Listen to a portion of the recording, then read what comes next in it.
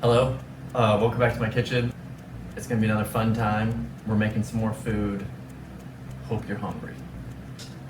First order of business before I even talk about the food I'm making, I need to say hello, Dad, because after the first video where I said hi to my mom, he called me up and he's like, "I don't get a shout out."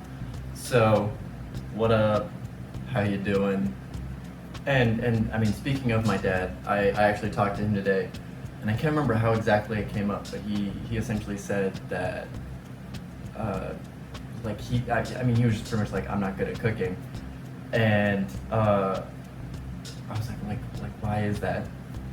And he he said that the timing is like a big tricky thing for him, like kind of getting everything out, and like hot together, which I'm 100% agree with. It is very tricky, but not all of cooking requires that kind of coordination. But also, the more you do it, you kind of pick up that coordination, and it's not something that you're just born with. You don't wake up one day and you're like, I'm seeing the matrix of how food works. You gotta work at it, which kind of paired well with like what I'm doing here, because my goal of doing this is, ideally, like I mean, first off, obviously, it's trying to teach people cooking in a sense, even though I'm not like giving you a point by point recipe, but I kind of want to take away some of the like mysticism of cooking. Like it's accessible to anybody. The like kind of the other thing is like the joy of like learning. Like I look for new recipes all the time. I'm not just sitting here like making the same thing, because I mean, granted, if I make the same thing, it's easier. You get the nutrients you need to survive. But where's the fun in that? I mean, that's like how I found out roasting Brussels sprouts was delicious. Because before that, I feel like I've only had them steamed, which, based on science, is the worst way to cook them. Fun fact. And then like finally kind of, I mean, I kind of hit on it, but just like approaching cooking with like I mean, it's the second point again, I'm realizing. It's just that willingness to explore like these new things. Like even if you're making something that you've made a ton, try something different. Like the last week with the tacos, I tried one taco recipe. I'm like, that's cool. And then I tried another taco recipe, and then I was like, that's also good. And then I was like, well, let me try, because like one involved adding beans to it, and then another one was like, oh, use tomato sauce instead of water. So I'm like, why don't we let's try both of them, because that's fun. So it's just this kind of stuff. Like I hope people just get that desire to go and try it. Like even if you're not doing the recipes that I'm doing, just be like, hey, that's cool. Maybe I should try, a chicken recipe or this. Like it might just like be a branch off, like a springboard from what I'm doing. Kind of like lead you into that. So that, I mean, that's a very elaborate version of the goal that I have. But and I mean, also hopefully this is just entertaining. Like I mean, there's definitely a few cooking shows that I watch that I have no intention of making what they're doing, but the presenter is very entertaining. But I mean, even then, you're still picking up stuff. So hopefully you come away from this entertained and also slightly more knowledgeable. Now, I know that was a bit of a rant, but hopefully I didn't scare anybody off. And you might be like, well, Aaron, what are we making today? And today I'm making something from a recipe. Almost dropped that. And I realized right before doing this that I usually look at my recipes on my phone, so I had to go find a small tablet that I have to read it from. So the full title of the recipe is Coconut Braised Chicken Thighs with Kale and Sweet Potatoes. So from that, I bet you can guess what's going into it. What's that? Is it something coconut related? Chicken thighs, sweet potatoes, and kale? You nailed it. I mean, I'm also making rice.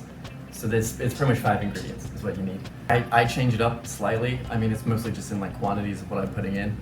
But I would say if you if you're making a recipe for the first time, follow it, and then from there, say like, okay, like, I enjoyed this aspect of it and I wish there was more of it, or I wasn't a huge fan of it, but like I see why it's there, I'm gonna do less of that.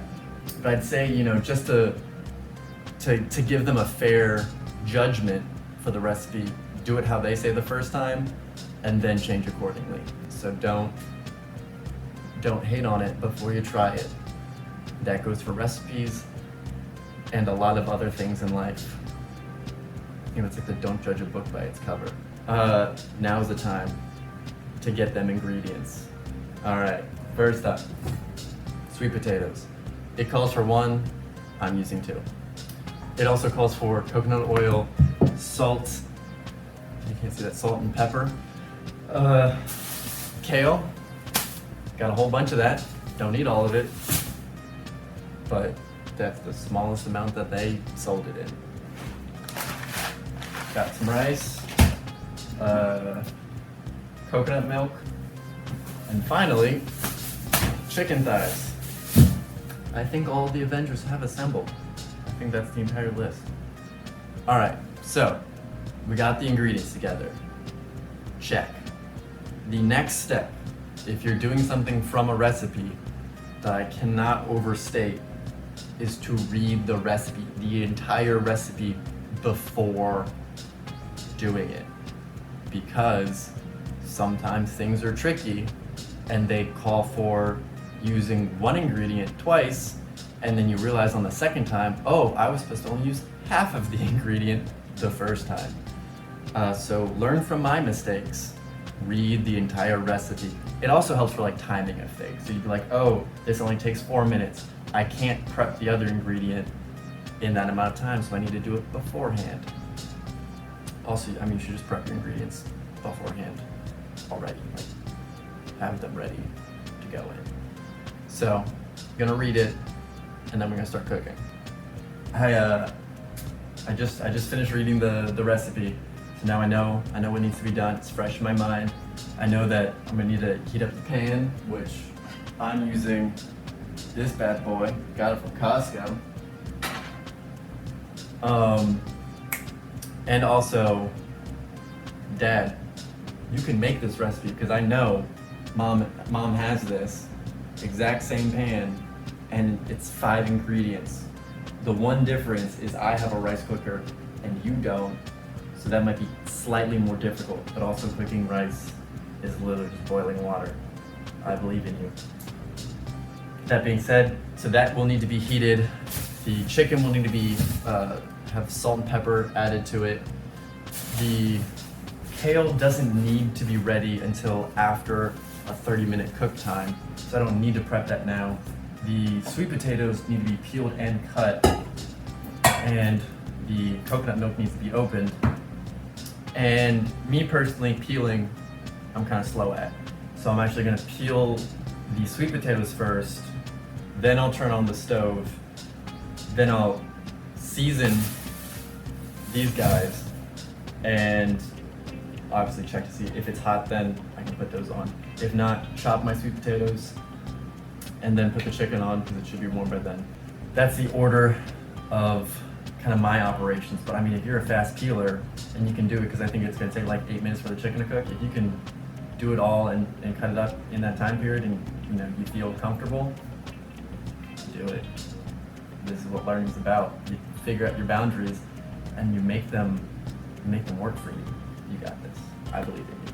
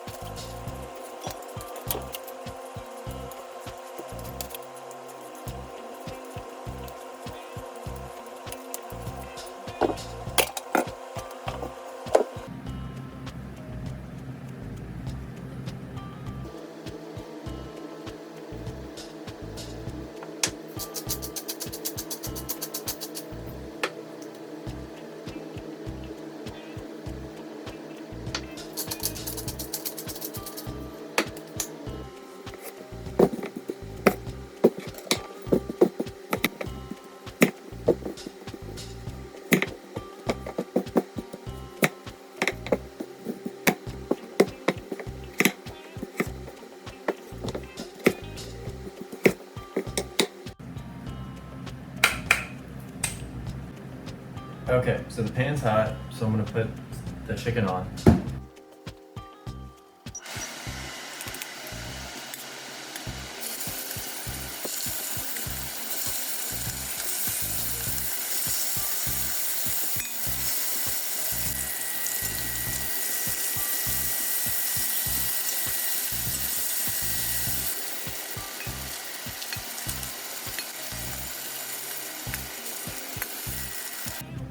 All right, once the chicken is kind of browned on both sides, you just take those out, put in sweet potatoes. Easy peasy.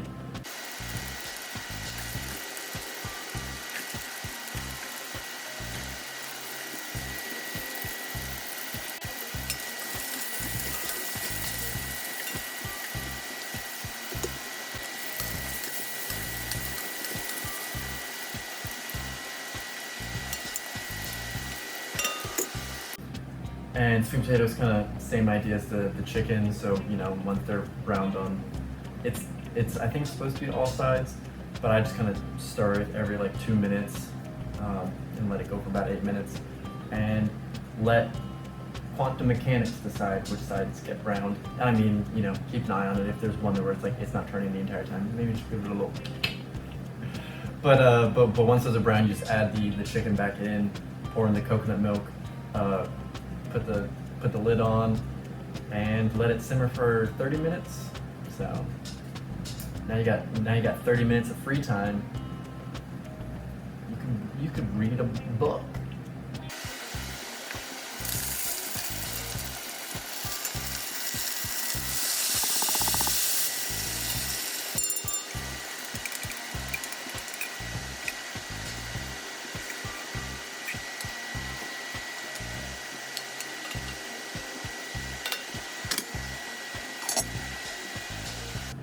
So now that we have the 30 minutes before that's done, which, note to self, turn on a timer. That way I don't forget about it. Up next, just put the rice on and chop the kale. And as far as cooking goes, you're good to go. Time to make the rice. I personally am going to use my Instant Pot to make the rice in, like a rice cooker. And if you don't have a rice cooker, why don't you? It's easy to make without a rice cooker. You just have to watch it. Versus with a rice cooker, you just put it in there, hit the button, you're good to go. You just come back when it beeps and you got perfect rice. I'm making 2 cups of rice. So you just pour in 2 cups of rice.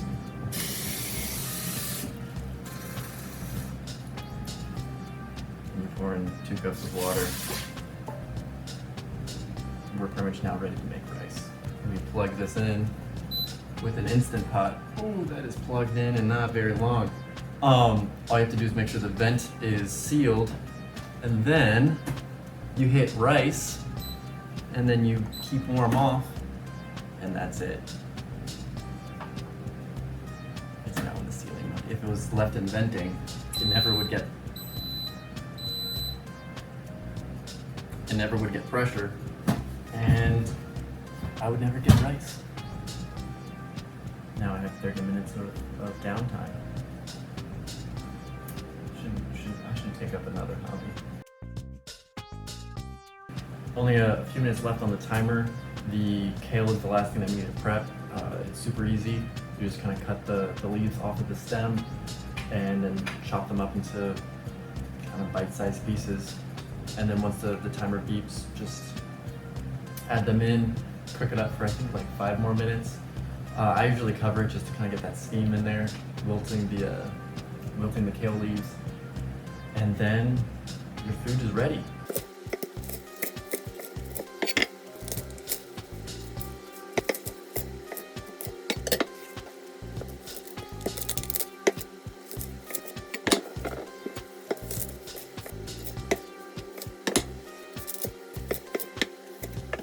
All right. So the timer just went off. The rice is almost done. I'm gonna add the kale, finish up the cooking, and then obviously the lid is hot, so use something that's not your bare hand. Pro tip.